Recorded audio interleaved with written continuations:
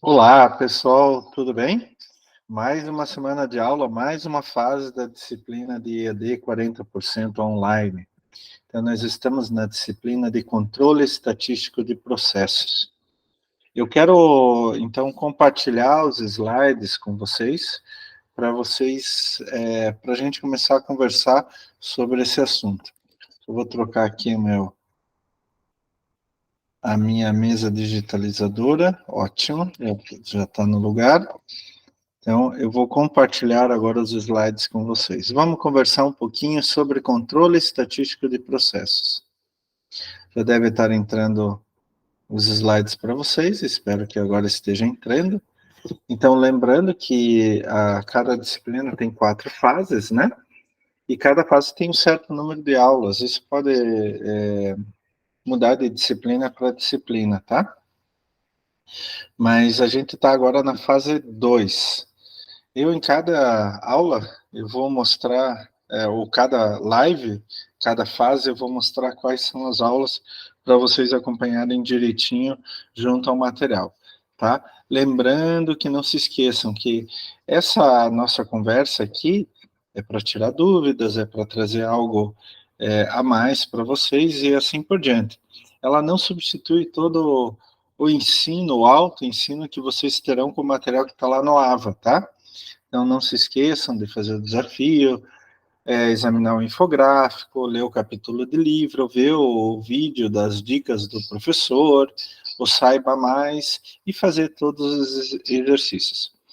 Além disso, pessoal, logo, logo vocês têm que entregar um exercício das 2 primeiras fases, tá? Se não me engano, é dia 17. Então, tomem cuidado com isso. Não se esqueçam de fazer esse exercício, que ele vale nota, tem um exercício específico para isso. Ele vale nota, e se vocês não fizerem, né, vão ter nota menor no bimestre. Tá certo? Então, o nosso vídeo aqui é mais para tirar dúvidas e essas coisas assim. Bom, vamos lá. Então, nós estamos na nossa segunda live e ela é referente à fase 2. A primeira aula da fase 2 é a aula 5, né? As aulas são numeradas da primeira até a última, independente da fase, mas a fase 2 começa com a aula 5, onde que fala sobre os gráficos de controle para atributos, principalmente defeitos. Bom, pessoal, uma das coisas mais importantes para a gente ter qualidade no nosso processo, e principalmente o nosso cliente ficar feliz, é que tem ausência, que o nosso produto tem ausência ou um número muito baixo de defeitos. Então, é muito importante a gente controlar isso ao longo do processo. E os gráficos de controle, obviamente, nos ajudam a ver quais são os defeitos que a gente tem nos nossos produtos. Quando a gente fala de gráfico de controle para atributos, defeitos, vocês têm diferentes fatores aí, né? Então, se você decompor esse título, você vai ver que tem gráficos de controle, atributos, gráficos de controle para atributos e defeitos, né? A gente já conversou na aula passada, gráficos de controle são aqueles gráficos que são utilizados para você monitorar o teu processo e os teus resultados, para ver se está tudo dentro daquilo que vocês esperavam originalmente, tá? Quando a gente faz um gráfico de controle para atributos, a gente quer dizer como atributo a característica da qualidade de um produto ou serviço. Isso a gente vai avaliar quanto a existência ou não de um requisito especificado esperado. Quer dizer, para a gente considerar um atributo que é a qualidade, a gente precisa ter algo ali que a gente considere como uma coisa importante que não deve faltar de maneira alguma. Se faltar, é um problema. Então, por exemplo, o produto precisa ter um certo diâmetro. Então, isso é um atributo. A gente vai medir a qualidade pelo diâmetro do produto. Agora, e se faltar esse diâmetro? Ele tem o diâmetro errado, ou para mais ou para menos. Então, daí ele perde a qualidade. Ele vai perder, por exemplo, a função que ele teria originalmente e assim por diante. Então, quando a gente fala atributo, é uma característica de qualidade do produto. Ele pode existir ou pode não existir. A gente trabalha para que ele exista. Se ele não existir, isso é um problema. Daí, juntando esses dois itens, gráfico de controle para atributos, eles são utilizados para verificar não conformidades apresentadas nos resultados do processo e que podem corresponder a defeitos ou itens defeituosos. Aí tem duas maneiras que a gente pode examinar isso daí. Em primeiro lugar, a gente coloca os dados num gráfico de controle e daí vê se ele tem qualidade. Se ele tem qualidade, é que ele está dentro dos parâmetros esperados. Então, limite superior, limite inferior e o ideal, né? Ali no meio, o padrão ali no meio. O grande problema é que se ele passar desses limites superior e inferior, então ele vai perder a qualidade, porque ele vai se desviar da função inicial que a gente projetou aquele produto. Então, isso a gente vai considerar defeito ou item defeituoso, quer dizer, falta de qualidade. E daí, finalmente, a gente vem para o último conceito da decomposição desse título, que são os defeitos. A gente pode considerar defeitos como itens ou serviços que apresentam característica de qualidade fora das especificações e representam atributos que falharam no atendimento à necessidade e expectativa do cliente. É bom a gente colocar também que a não utilização do produto vai depender da análise da quantidade ou gravidade dos defeitos. Isso significa o quê? Então, vamos lá, defeito. Algo que o cliente não quer. Eu preciso de um parafuso com certo diâmetro. Ele pode ter um limite superior, um limite inferior, mas ele tem que estar dentro de um intervalo de diâmetro. Se ele não estiver, ele vai perder a qualidade essencial dele, estar dentro daquele intervalo de diâmetro. E essa é a expectativa do cliente, é isso que ele quer, tá? O ideal é que sejam todos do mesmo diâmetro, mas a gente já conversou sobre isso. Variabilidade vai existir sempre, maior ou menor, mas vai existir sempre, tá? Agora, se ele sai daquele diâmetro, não necessariamente ele deixará de ser utilizado. Ele pode ser utilizado para outra coisa, por exemplo. Ele pode ser utilizado para um outro produto, outro processo, outro serviço. Então, a gente vai definir se o produto, mesmo com defeito, será utilizado ou não, a partir da análise da quantidade e gravidade desses defeitos. Bom, gente, como eu falei para vocês ali, atributo. Atributo é uma característica da qualidade representada pela ausência ou presença de não conformidade em um processo ou produto, onde não conformidade significa falha no atendimento das necessidades e ou expectativas do cliente. Então, lembre-se que atributo é aquilo que o cliente quer. Uma não conformidade é um problema. Então, a gente fala que o atributo deve ter uma ausência de não conformidade. Prazeres, em 96, ainda colocou que atributo é a característica ou propriedade de uma unidade de produto avaliada quanto à existência ou não de um requisito especificado e esperado, como já foi falado anteriormente. E daí vem a questão do defeito, né? A gente fala que defeito é qualquer item ou serviço que apresente característica de qualidade fora de suas especificações. Então, aquilo que está fora do que era esperado, a média, limite superior e limite inferior, de controle, né, é um defeito. Então, ele é um atributo que falhou no atendimento a uma necessidade ou expectativa do cliente. Ele não deixa de ser um atributo, só que é um atributo indesejável. É um atributo que saiu fora da qualidade que o teu cliente queria, tá? Então, a gente nomina ele de uma forma diferente, defeito, exatamente para determinar que ele não tem a qualidade que o teu cliente precisava. A gente tem que lembrar também que a existência de defeito, ela vai apenas indicar que o resultado do produto não é inteiramente como pretendido, o que não significa necessariamente que o produto não possa ser utilizado. Então, lembrando bem isso daí, tá? Algumas vezes o produto tem um defeito, um atributo que o cliente não desejava, mas este produto pode ser utilizado em outras coisas, em outro produto, em outro processo, em outro serviço e assim por diante. Então, isso vai depender muito de qual é o produto, qual a expectativa dos clientes ou de outros clientes também, tá? Então, o defeito não necessariamente vai dizer que aquele produto tem que ser jogado fora. Então, a gente vê isso muito em produtos alimentícios, né? Você vai comprar banana no supermercado. Banana é bem amarelinha, mas tem algumas bananas que vêm com umas manchas pretas. A pessoa, eu não quero, essa casca tem manchas pretas. Para aquela pessoa, as manchas pretas são um defeito. Mas se você abrir a casca, a banana vai estar normal por dentro. Ela não vai ser afetada por aquelas manchas pretas por fora. A não ser que já esteja em um estado razoável de decomposição, né? Daí vai afetar a fruta em si. Então, a banana ainda pode ser utilizada, só que alguns consumidores não vão utilizar, porque não está dentro da expectativa deles como consumidores, tá? Então é bom lembrar isso. Nem sempre defeito você joga o produto fora. Algumas vezes sim, tá? Algumas vezes você pode jogar o produto fora, deve jogar o produto fora, mas vai depender muito do defeito e do próprio tipo de produto que você tá mexendo.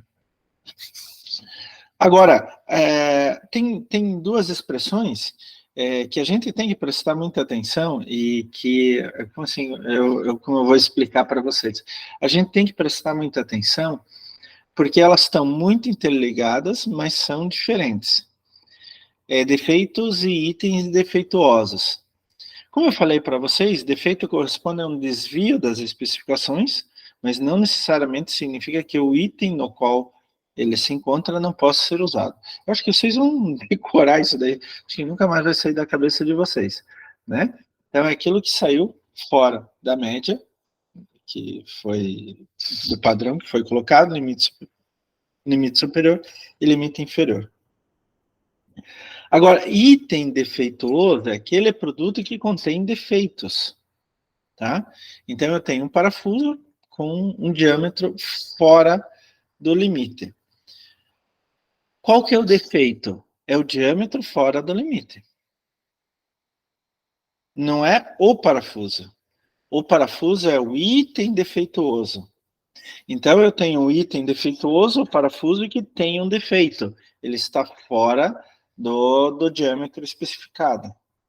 Então, o item defeituoso irá conter um ou mais defeitos, mas nem todo item com defeito é considerado defeituoso, pois isso dependerá da quantidade ou gravidade dos defeitos. Um item defeituoso pode ter dois defeitos, por exemplo.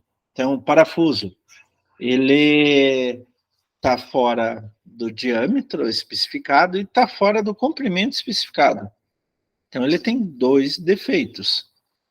É um item defeituoso que tem dois defeitos. Mas é claro, de novo, a gente vai voltar àquela velha história que a gente tem falado do defeito aqui.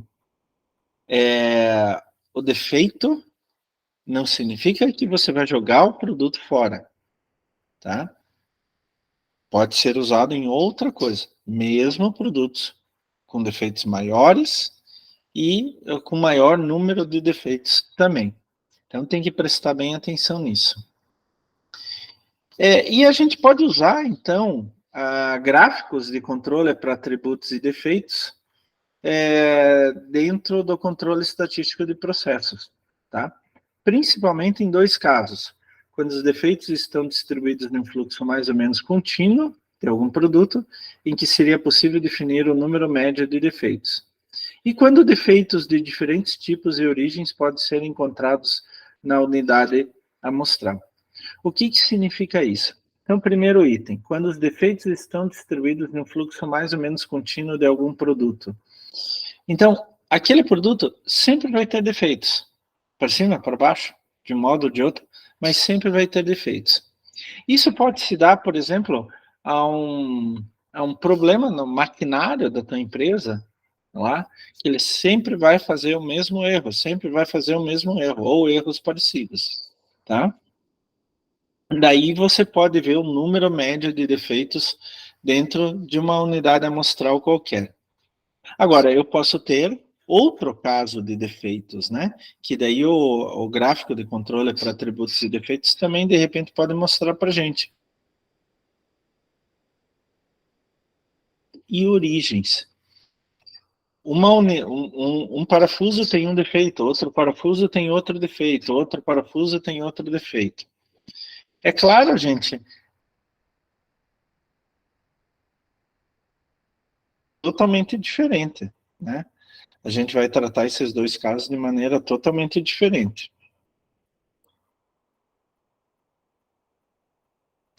O que significa isso?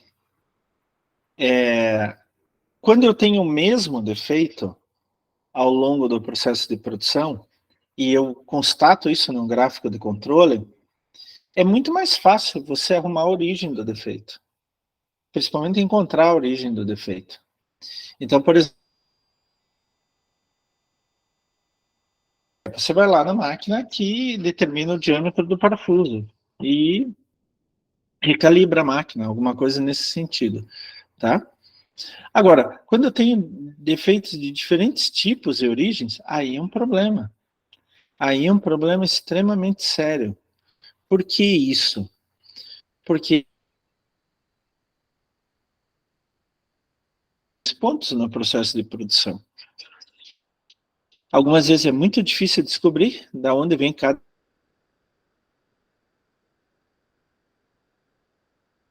Então, um gráfico de controle para atributos e defeitos, ele é muito bom exatamente porque ele pode mostrar isso. É sempre o mesmo defeito, são por defeitos diferentes e assim por diante. Então, esses gráficos de controle para atributos e defeitos, eles têm alguns objetivos básicos. Primeiro, determinar o nível médio de qualidade. Isso significa ou defeitos por item defeituoso tem no meu processo de produção.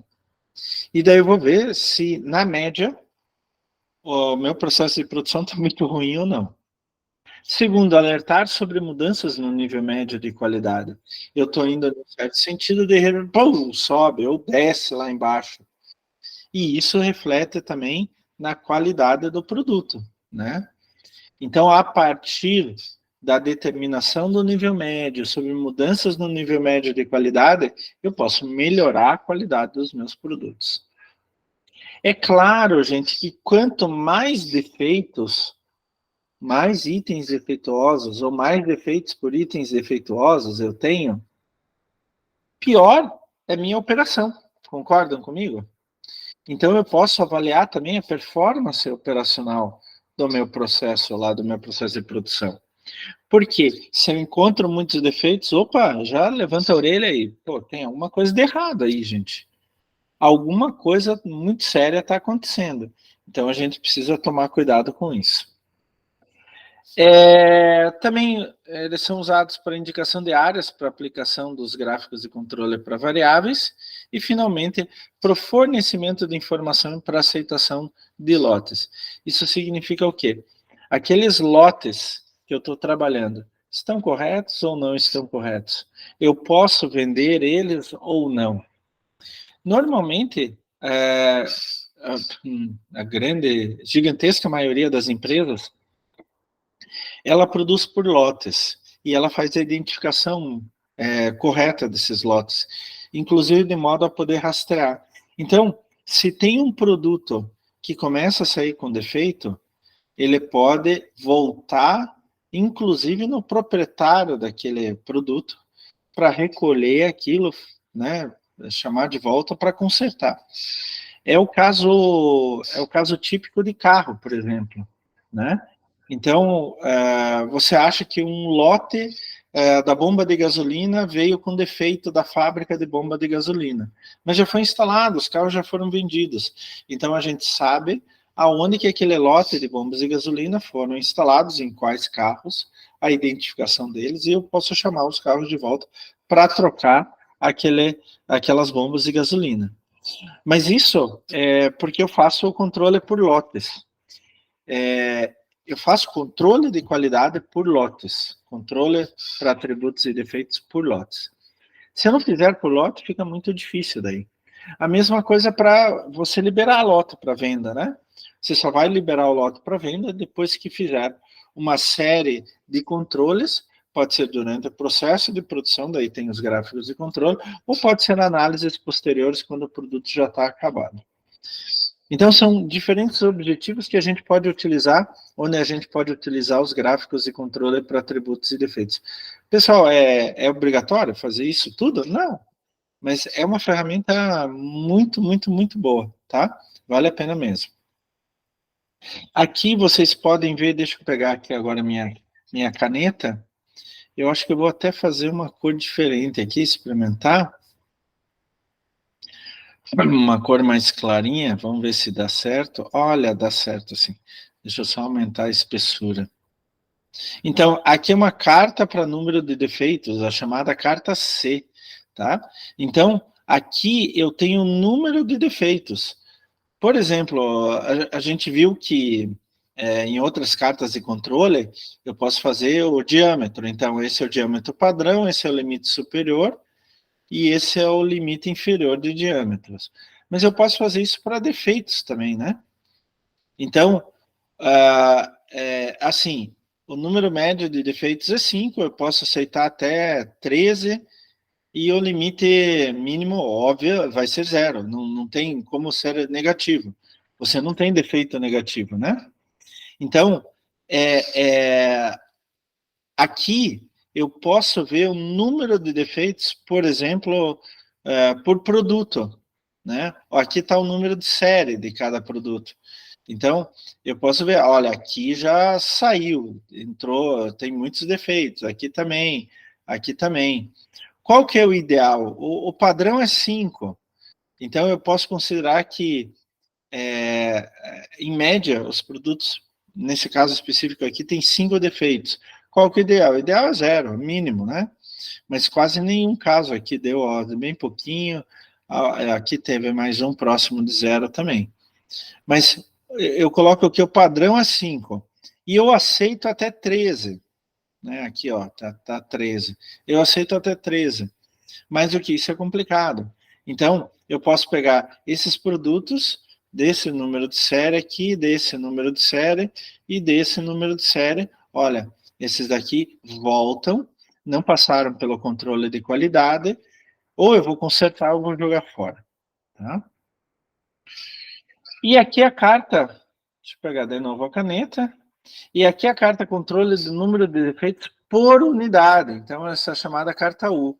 Então, em cada unidade, aqui é por dia, ó, por data de inspeção.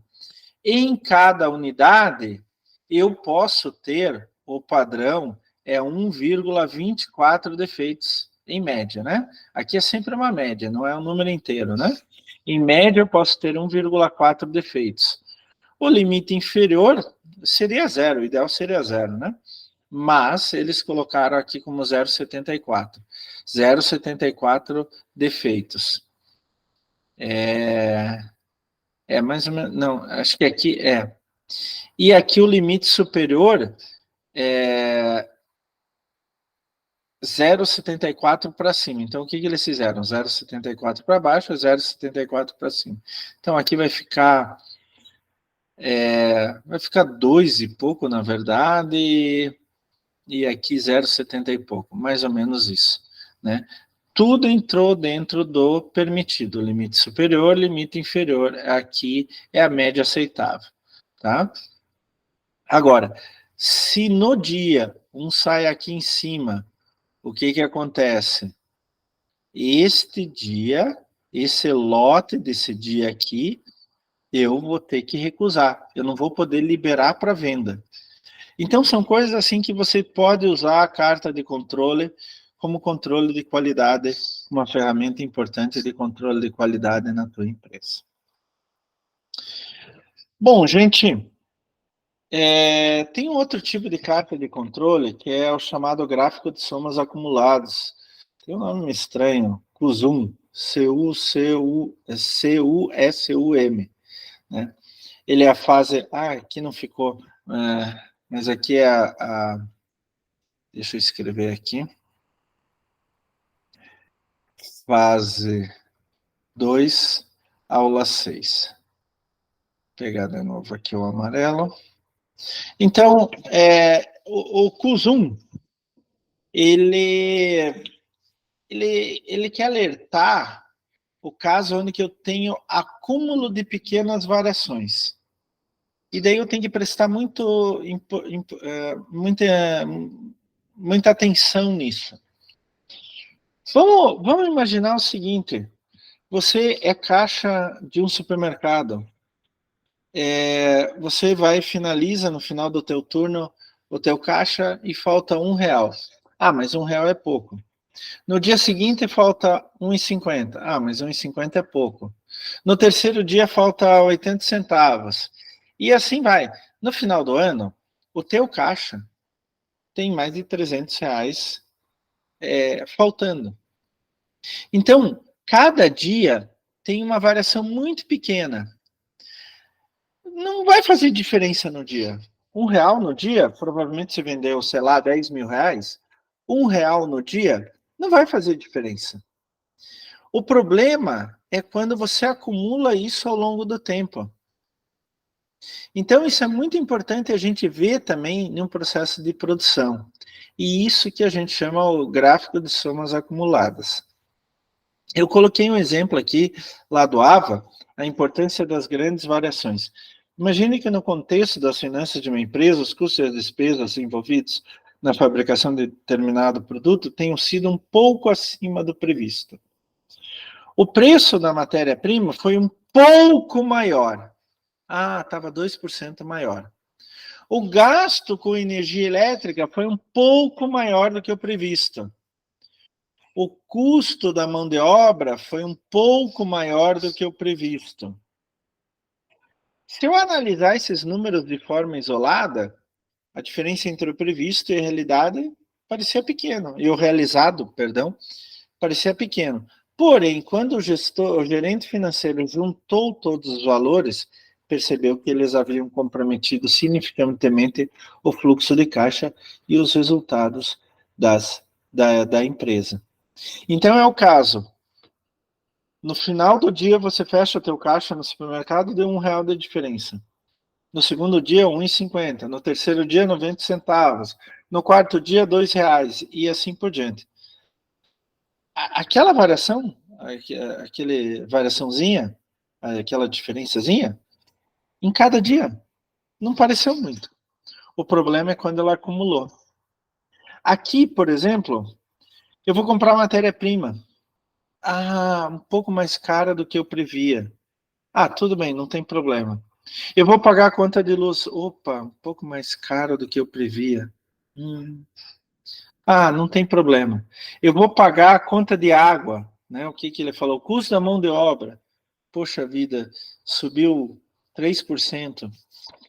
Tá bom, não tem problema, 3% é pouco.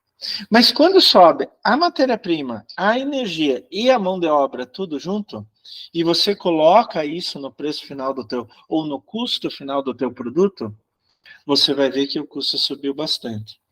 Daí você tem saída, né? Você pode, por exemplo, aumentar o preço do teu produto final. O grande problema é que se você aumentar o preço do teu produto final, será que teu cliente vai comprar? Se você já tinha um contrato com o cliente, será que ele vai aceitar esse maior custo? Ele vai dizer assim, no contrato está esse valor. Daí a outra alternativa é você aceitar um lucro menor, tá? Então, embora seja distante do contexto do controle de produção, esse exemplo serve para ilustrar a importância das pequenas variações que podem corresponder a grandes armadilhas, o que também pode ocorrer no contexto da produção. Então, isso é muito importante. Esses termos, pequenas variações e grandes armadilhas, é ótimo, né? Então, você tem uma pequena variação ao longo do tempo, quase imperceptível, ou você percebe, mas aquilo não vai fazer grande diferença para você. Só que quando você vê o resultado final, quando você vê a soma de tudo isso, Daí vai dar um problema sério. Então, continuando o exemplo, agora imagine a fabricação de vidro aplicado na produção de janela.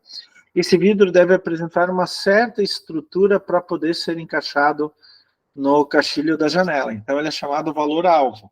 Ele tem que ter uma certa espessura, senão ele não cabe. Uma pequena variação para cima ou para baixo, limite superior de controle e limite inferior de controle, é esperada e algumas vezes até aceitável, tudo bem, podendo ocorrer eventualmente. Não é o ideal, mas aí vai sendo absorvido de alguma forma durante o processo produtivo, desde que se mantenha dentro dos limites aceitáveis, limite superior e inferior de controle. Essas são as chamadas variações aleatórias motivadas por causas comuns que se mantêm dentro do limite de controle do processo, oscilando em torno de um valor central, que é a média, ou padrão. Porém, entretanto, todavia, se essa variação se torna constante, ainda que pequena, eleva a média do processo e aumenta o risco de sair do controle. O que significa isso? Se você, por exemplo, vamos pegar aqui, deixa eu pegar aqui agora com cor preta mesmo. Eu tenho o gráfico. Essa daqui é a média. A espessura do vidro tem que ser o ideal. Ela pode ser um pouco mais para cima, que é o limite superior, ou um pouco mais para baixo, que é o limite inferior, tá? O grande problema o ideal é que fique aqui no meio. Não é verdade? Deixa eu até pegar uma outra cor aqui, vermelho. O ideal é que fique aqui no meio. Tá. O grande problema subiu. Continua subindo. Ou lá em cima, lá em cima, lá em cima, lá em cima. O que significa isso? Além de estar fora, essas pequenas variações que ainda estão no limite superior, pode significar que, opa, a gente perdeu o controle. Então, a gente pode ter uma tendência desse sistema sair do controle, tá? Então, essa variação, ainda que pequena, se ela se tornar constante, né? Olha aqui, ó, constante, ela não sobe e desce, ela está constantemente alta, ela eleva a média do processo, então a média final aqui, ela vai ser maior da espessura do vidro e vai aumentar com isso o risco de sair do controle. Então, pessoal, a gente tem que tomar muito, muito, muito cuidado com isso. Os gráficos de controle de Shewhart, que é o que a gente tem utilizado, consiste em uma das ferramentas do controle estatístico de processo, sendo muito úteis ao controle de processo, com vistas a monitorar e reduzir as variações. São as cartas controle, né? Cartas de controle. Porém, é preciso estar atento a uma importante característica desse tipo de gráfico: a baixa sensibilidade para detectar pequenas mudanças na média do processo. E essas pequenas mudanças na média do processo podem comprometer o controle se não forem adequadas e oportunamente percebidas e tratadas. É o caso que a gente viu aqui, ó. Pelo gráfico de controle de Shewhart, que é esse gráfico, aqui é carta de controle, ele está dentro do esperado, tá? Mas a gente tem que notar, olha, ele está constantemente acima do padrão médio que eu preciso, próximo do limite superior. Opa, eu tenho um problema. Deixa eu trocar aqui. Aqui, ó. Isso, ó, por que a carta controle, ou o gráfico de controle de Shewhart não consegue ver isso? Porque esse controle tradicional considera as variações uma a uma, de forma individual. É uma situação que elas podem não parecer expressivas. Isso não significa que esse gráfico não seja eficaz. Ele é muito importante e deve ser usado, mas ele apenas está voltado à detecção de mudanças mais significativas. Quando uma unidade passa do limite superior ou passa do limite inferior, tá? O que costuma ocorrer principalmente na fase inicial da implementação? Após esse momento, a variação presente no processo tende a ser cada vez menor e o gráfico de Shewhart passa a não ser uma ferramenta mais recomendável. Então, olha aqui, olha que legal. você tem, vou até mudar de cor aqui. Não, já tem amarelo aqui, então vou pegar vermelho aqui. Você tem aqui, ó, tá dentro do limite superior? Tá dentro do limite inferior? Tá. Mas vocês estão notando que aqui no começo do gráfico ele sobe e desce em volta do padrão, que é 10, e aqui ele começa a ficar só acima do padrão, próximo do limite superior. Então, ele está dentro do controle, do padrão de qualidade que a gente quer. Mas será que isso não pode estar trazendo algum problema para a empresa a longo prazo? Então, aí tem uma alternativa para detectar essas pequenas variações. Então, a gente pode usar o gráfico com zoom. Como o próprio nome indica, apresenta as pequenas mudanças de forma cumulativa, tornando-as mais evidentes. Ou seja, ele tem a soma acumulada dos desvios dos valores amostrais em relação ao valor da média. Ele vai a... Deixa eu pegar minha caneta aqui. Opa. Então, ele vai acumulando. Ele vai... Opa, perdão. Ele vai, em vez de... O gráfico tem aqui, limite superior, limite inferior, média.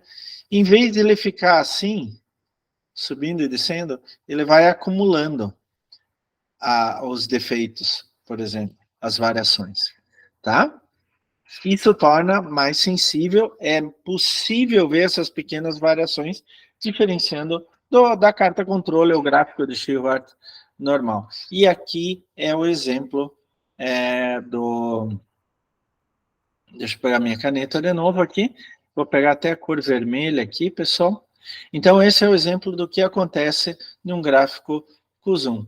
Então, ele vai, em vez de ele ficar mostrando aqui sobe e desce, ele vai mostrando o acúmulo dos defeitos. Eu vou até escrever aqui, ó, acúmulo dos defeitos, tá?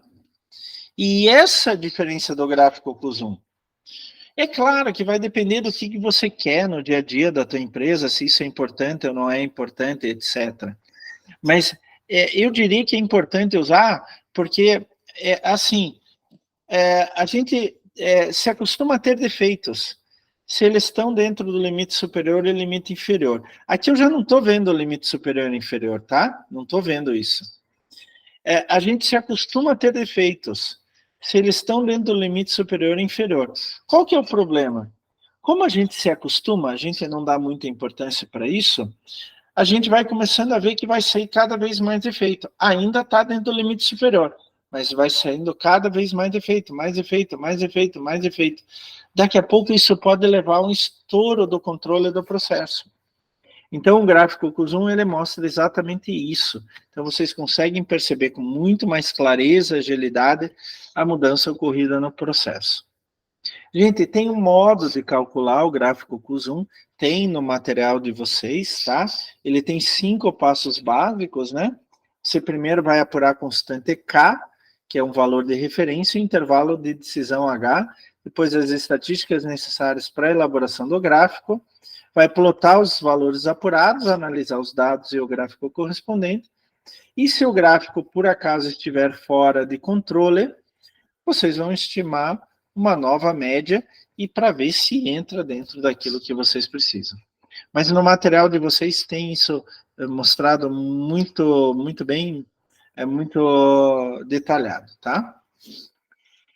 Gente, existem outros gráficos também de controle, tá na fase 2, aula 7, tá? Que vocês podem dar uma olhada. Tem o gráfico de variância, o gráfico S elevado ao quadrado, né? Que é a variância. O gráfico de controle de média móvel exponencialmente ponderada, o gráfico de controle da média móvel, o gráfico de controle multivariado. Esse é bem interessante, porque o multivariado, ele junta mais de uma variável ao mesmo tempo, tá? Mas ele tem um modo de cálculo específico. O gráfico de controle para o processo autorrelacionado, entre outros. Não são muito usados, tá? Não são muito usados, mais usados são aqueles que a gente já mostrou para vocês. Agora, tem uma coisa que vocês precisam prestar muita atenção, muito detalhe, que os erros mais comuns no uso de gráficos de controle ou cartas de controle no dia a dia. Primeiro, esquecer que na produção se usam gráficos. Mas, professor, isso é básico. Mais ou menos. Algumas vezes as pessoas esquecem. Deixa eu... Aqui. Esquecer... Deixa eu pegar minha caneta, não peguei. Esquecer que na produção se usam os gráficos. Então, o gráfico de controle é uma ferramenta para entender a variação do processo, mas é o operador, na maioria das vezes, que vai reger uma situação fora do limite de controle. Então, fazer com que as pessoas utilizem esses gráficos e analisem esses gráficos para saber se o processo está sob controle no dia a dia da empresa. Outro erro é não usar limites de controle, tanto o limite superior quanto o limite inferior. Eu tenho que usar, para eu saber até onde eu posso ir, tanto para cima quanto para baixo. Tá? Eu tenho que diferenciar que eles não são o que eu desejo ou a meta, mas simplesmente eles definem uma região ali que pode variar o meu produto. Simplesmente isso. Qual que é o meu objetivo, o meu desejo, minha meta? É aquele padrão. O 10 é o padrão, mas ele pode ir de 12 até 8. Mas o 10 é o meu padrão. Esse é meu objetivo, esse é meu desejo, essa é a minha meta. Mas eu posso usar o produto sem problema algum se ele chegar até 12 ou até 8. Tá? Então, sempre usar limite de padrão. Isso é extremamente... Limite de controle, perdão. Isso é extremamente importante. Outra coisa... Aí é complicado, o pessoal por isso vocês têm que estudar muito estatística. Achar que as linhas entre observações são tendências. Então, eu tenho lá meu gráfico, essa é a média, limite superior, limite inferior. Ele está dando assim, está dando assim, está dando assim, está dando assim. Essas linhas aqui não são tendência, elas simplesmente ligam um ponto ao outro. Tá? Vocês podem calcular a tendência? Podem. Então, vocês têm, por exemplo, o próprio Excel calcula a tendência, tá? Vocês têm aqui, por exemplo, uma tendência assim, só de cara, assim, eu já posso dizer que é mais ou menos assim. Isto é uma linha de tendência, onde ela faz uma interpolação de todos os pontos e determina qual é o comportamento padrão e como ele vai ficar ao longo do tempo. Inclusive, ela dá uma equação, onde você pode usar essa equação, substituir os valores para ver como vai ficar ao longo do tempo, tá? Então, as observações de amostras podem variar devido a causas comuns, ou seja, o processo não muda e continua dentro do controle ao longo do tempo. Mas uma linha de tendência pode ser interessante? Pode, principalmente se você está vendo que está subindo a média ao longo do tempo. Daí uma linha de tendência pode ser importante para você intervir no processo antes que ele ultrapasse o limite superior de controle, tá? Outro erro muito comum que a gente pode encontrar no uso dessas cartas é não acompanhar o processo ao longo do tempo. Eu não entendo esse tipo de erro, né? Porque gráficos de controle são apropriados para agrupamentos de dados, usualmente quanto a subgrupos, como tipo de peça e tal, mas ainda pode ser por funcionário, cliente, lote, máquina e outros. O que significa isso? Se você acompanhar por uma semana, não significa nada. Significa o comportamento daquele sistema de produção durante uma semana. Isso tem dados, isso são dados substanciais para você determinar o comportamento da fábrica ao longo do tempo, ou da linha de produção ao longo do tempo? Não. O ideal é que você tenha o maior número de dados possíveis para determinar essa tendência. Senão, você vai ter simplesmente um grupo de dados durante um certo período de tempo, normalmente curto período de tempo. Tá? Um outro erro, tem uns erros aqui que assim, parecem ser absurdos, né? Ampliar limite de controle. Gente, o limite de controle tem uma razão de ser. Então, assim, você vai controlar, vai colocar um limite superior e limite inferior por uma razão de ser. Porque ele não pode ficar acima daquilo ou abaixo daquilo, senão o produto não vai poder ser usado. Então, tem um método para calcular o limite de controle, né?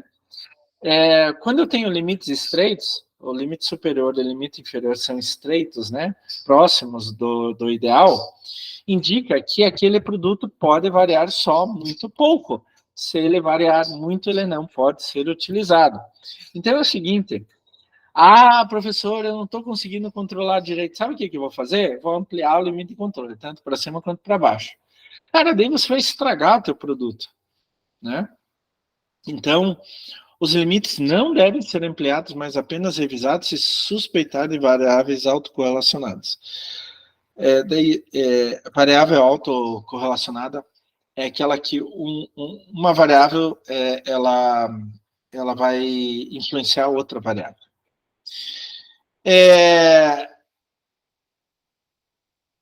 Mudar o limite usual do 3 sigma. 3 sigma é uma maneira de você determinar limite superior e inferior, e quando mudar isso, pode gerar aumento de custo, menos análise de causas especiais, etc.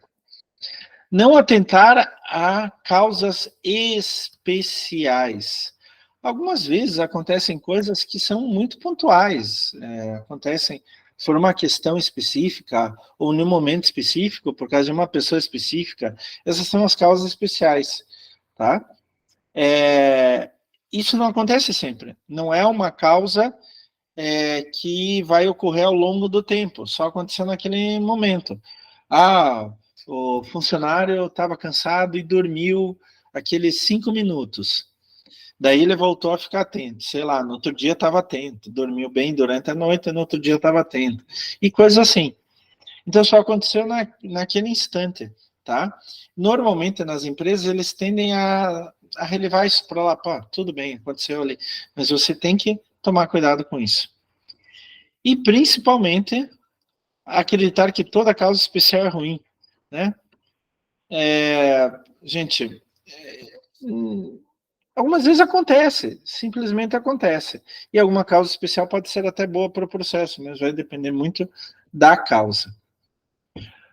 Bom, pessoal, da fase 2 é isso. Espero que vocês tenham aproveitado bastante, tá? É importante, de novo, eu friso que o nosso vídeo aqui é só mais uma oportunidade para a gente discutir, tá? Mas é importante que vocês vejam todo o material, que vocês analisem, façam os exercícios, façam o desafio, vejam o vídeo, aquele do Dicas do Professor.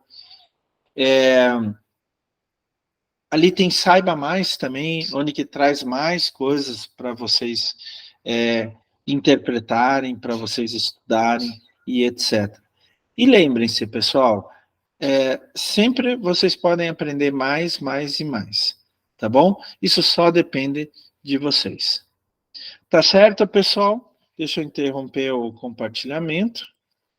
Vou voltar aqui.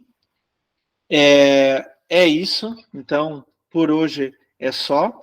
Eu espero, então, vocês para a nossa próxima aula, que vai ser dia 9 de maio, às 19h15. Também uma terça-feira. Tá bom, pessoal? Espero vê-los até lá. Tchau, tchau.